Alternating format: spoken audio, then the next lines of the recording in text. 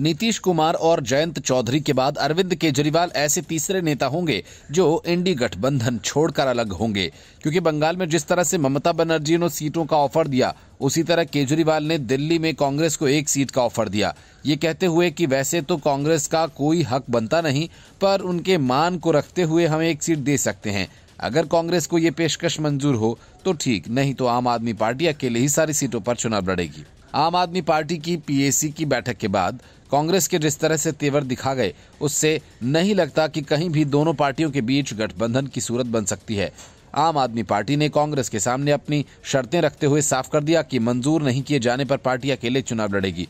Political affairs committee यानी PAC की बैठक के बाद आम आदमी पार्टी ने जहां दिल्ली में कांग्रेस को महज एक सीट देने की पेशकश की, वहीं दूसरी तरफ गुजरात में 8 सीटों पर दावा ठोक दिया। आम आदमी पार्टी ने गोवा और गुजरात की 3 सीटों पर उम्मीदवारों की भी घोषणा कर दी और कहा कि दिल्ली में कांग्रेस ने प्रस्ताव मंजूर नहीं किया तो प्रत्याशियों की घोषणा कर दी जाएगी। आम आदमी पार्टी के राज्यसभा सांसद संदीप पाठक ने कहा कि इंडी अलायंस के विचार से पूरा देश उत्साहित हुआ था, बहुत बड़े वर्ग में उम्मीद जागी थी। इंडी अलायंस का उद्देश्य था कि सभी विपक्षी दल अपने राजनीतिक हितों की चिंता छोड़ देश हित में साथ लड़ें और देश को अच्छी सरकार दें। आम आदमी पार्टी की भी यही मंशा थी। कांग्रेस पर निशाना साधते हुए संदीप पाठक ने कहा कि सीट शेयरिंग पर कांग्रेस के साथ 2 आधिकारिक बैठक हुई और बातचीत हुई, लेकिन नतीजा नहीं निकल सका। इन 2 बैठकों के अलावा पिछले 1 महीने में कोई बैठक नहीं हुई। 1 महीना हो गया इंतजार करते हुए। हमें बताया गया कि यात्रा चल रही है, हम इंतजार करते रहे। कांग्रेस के प्रमुख नेताओं को भी नहीं पता कि कब बैठक होगी। ऐसे में मन में चिंता होती है कि इस तरह चुनाव जीतना तो मुश्किल हो जाएगा। इसी वजह से आज भारी मन से बैठा हूं। संदीप पाठक ने असम में 3 उम्मीदवारों के ऐलान का जिक्र करते हुए साउथ गोवा सीट से भी अपने प्रत्याशी की घोषणा कर दी। उन्होंने कहा कि साउथ गोवा सीट से आम आदमी पार्टी ने विधायक वेंजी विएगस को उम्मीदवार बनाया है। गुजरात में भरूच लोकसभा सीट से चैतर वसावा और भावनगर से उमेश भाई मकवाना को उम्मीदवार बनाने का ऐलान किया गया। आम आदमी पार्टी ने उम्मीद जाहिर की है कि इंडी गठबंधन उनकी ओर से किए गए ऐलान को स्वीकार करेगी।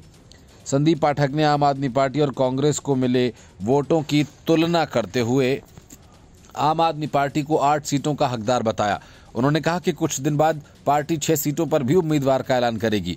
उन्होंने कहा कि कांग्रेस को 18 सीटों पर चुनाव लड़ना चाहिए। संदीप पाठक ने कहा कि लोकसभा चुनाव और विधानसभा चुनाव में कांग्रेस को 0 सीटें मिली, एमसीडी में 250 में से 9 सीटें मिली। उन्होंने कहा कि डेटा के आधार पर कांग्रेस एक भी सीट की हकदार नहीं है, लेकिन गठबंधन धर्म और कांग्रेस का मान रखते हुए एक सीट ऑफर कर दी गई।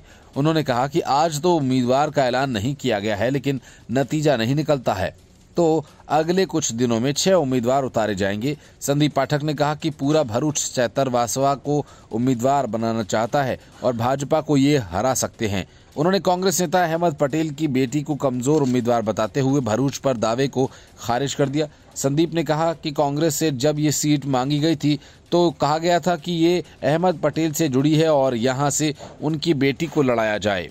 उन्होंने परिवारवाद को लेकर कांग्रेस पर निशाना साधा और कहा कि ये लड़ाई देश को बचाने की है। हमें सीट पर कौन जीतेगा उसे टिकट देना होगा, रिश्तेदार या परिवार वालों को नहीं। Bureau report, news of India.